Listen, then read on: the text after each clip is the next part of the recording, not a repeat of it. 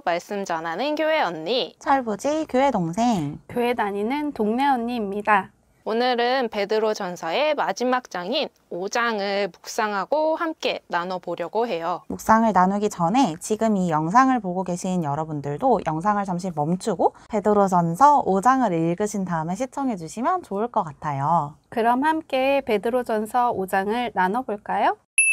베드로전서 5장을 읽고 처음 든 생각은 와, 짧다 였어. 근데 무언가 느낄 새도 없이 끝나버려가지고 조금 당황스럽더라고. 그래서 자꾸 이제 여러 번 읽으면서 묵상하려고 노력했던 것 같아. 5장 앞부분에 보면 장로들에게 충고하는 내용이 나오더라고. 하나님의 뜻으로 자원하고 양 무리의 본이 되라고 말이야. 나는 교회에서 청소년부 교사를 맡고 있는데 요새 내가 계속 교사를 해도 괜찮을까에 대한 고민을 조금 하고 있었어. 교사로서 자격도 없는 것 같고 그냥 자리만 지키고 있는 것 같다는 생각을 했거든. 무엇을 하든 하나님의 뜻을 따라 해야 하는데 남은 한 해 동안 이 말씀을 붙들고 고민하고 기도해 봐야겠다는 생각이 들었어. 그렇게 해서 내가 어떤 선택을 하든 억지로 하지 않고 하나님의 뜻에 순종해서 자원하는 마음으로 나아가는 내가 되면 좋겠어. 2절에서 3절을 읽으면서 뭔가 참 리더의 역할 같은 게 생각났어. 우리가 말하는 섬김의 리더십이 이게 아닐까라는 생각이 들었어. 특히 3절에 주장하는 자세는 하지 말고 본이 되라는 구절은 우리 아이들에게 이렇게 해야겠다고 생각했어. 부드럽게 말해야지 라고 주장하는 대신 아이들에게 부드럽게 먼저 이야기해주고 책 읽는 게 좋아 라고 이야기하는 대신 먼저 책을 읽고 하면서 본이 되고 싶다고 생각했어.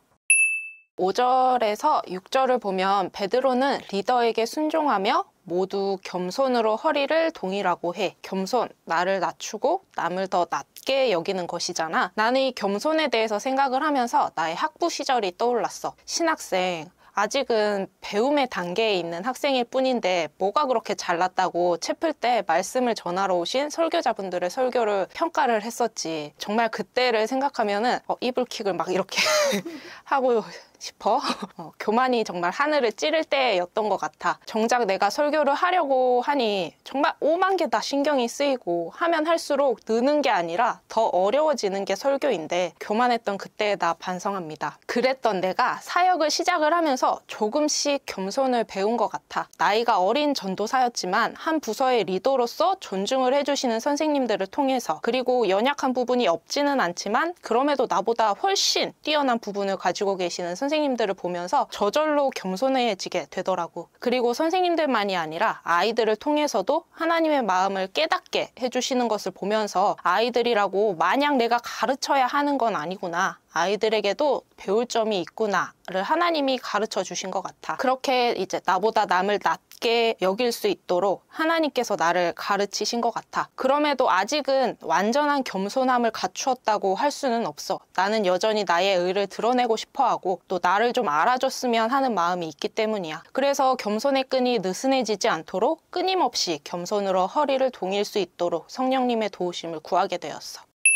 9절을 보면 우리가 마귀를 대적해야 하는 이유는 세상에서 우리 형제 자매들이 동일한 고난을 당하기 때문이라고 적혀 있는데 이게 단순히 우리 삶에 힘든 일을 의미하는 건 아니겠구나 싶은 생각이 들더라고. 왜냐하면 마귀는 점점 더 교묘하고 99%의 진실에 1%의 거짓을 섞어서 우리를 현혹시키고 있는 것 같아. 마귀의 모습을 직접적으로 드러내지 않고 우리가 살아가고 있는 문화, 미디어, 컨텐츠 등 정신을 차리고 깨어있지 않으면 정말 이렇게 훅 떠밀려 갈 정도로 많은 고난들이 우리 주변에 너무 흔해진 것 같아. 이렇게 얘기하면 정말 막막하고 힘든 일이지만 바로 뒤에 10절에서 하나님의 우리의 든든한 힘이 되어주신다는 걸 알 수 있겠더라고. 잠깐 고난을 당한 우리를 하나님이 친히 온전케 하시고 털을 견고하게 해주신다고 하니까 내가 해야 될 것은 하나님을 믿고 깨어있는 것이지 나에게 올 고난을 걱정하는 게 아니라는 걸 상기시켜주는 말씀이었어. 나도 7절에서 11절을 보면서 우리가 싸워야 할 대상, 마귀가 먹이를 찾아서 돌아다니듯 나를 넘어뜨리기 위해서, 나를 쓰러뜨리기 위해서 노리고 있다라고 말을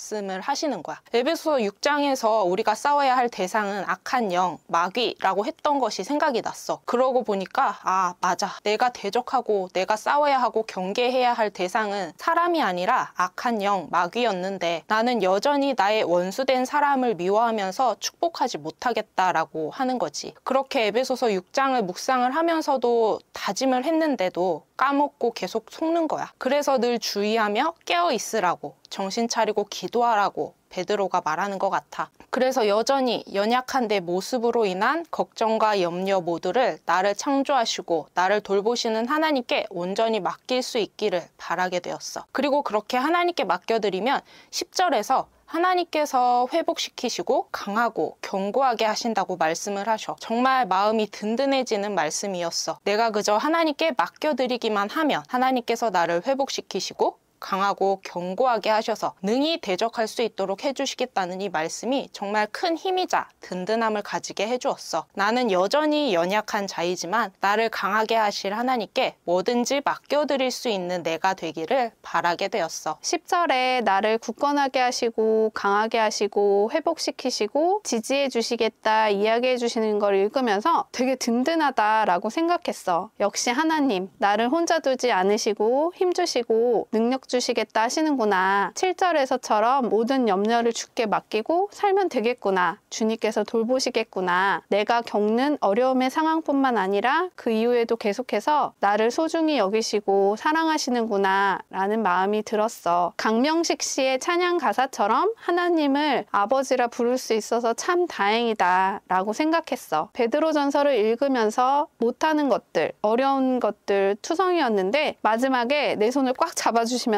걱정 마, 아빠가 다 해줄게 라고 말씀해 주시는 기분이 들었어.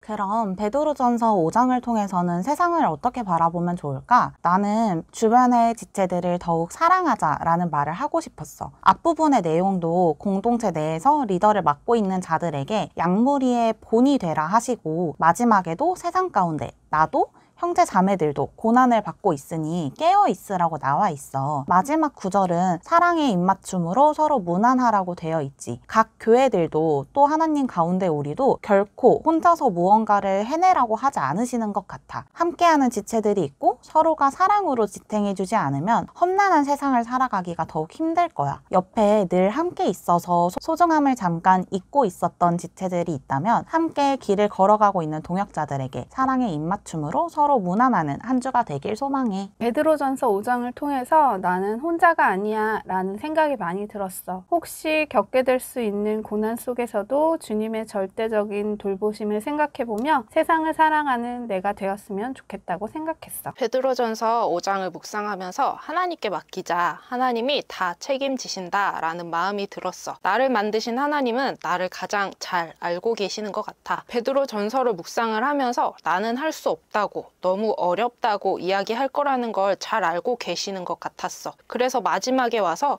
괜찮아, 그냥 나한테 맡겨. 내가 너를 회복시키고 강하고 견고하게 할 거야. 그러니 그냥 너는 너를 나한테 맡기기만 해 라고 말씀하시는 것 같았어. 내 영혼을 단장하는 것도 내가 하나님께 맡겨드릴 때에 하나님께서 단장시켜 가는구나 라는 생각이 들더라고. 그래서 정말 나의 모든 부분을 하나님께 맡겨드릴 수 있는 나와 그리고 우리가 되기를 바래.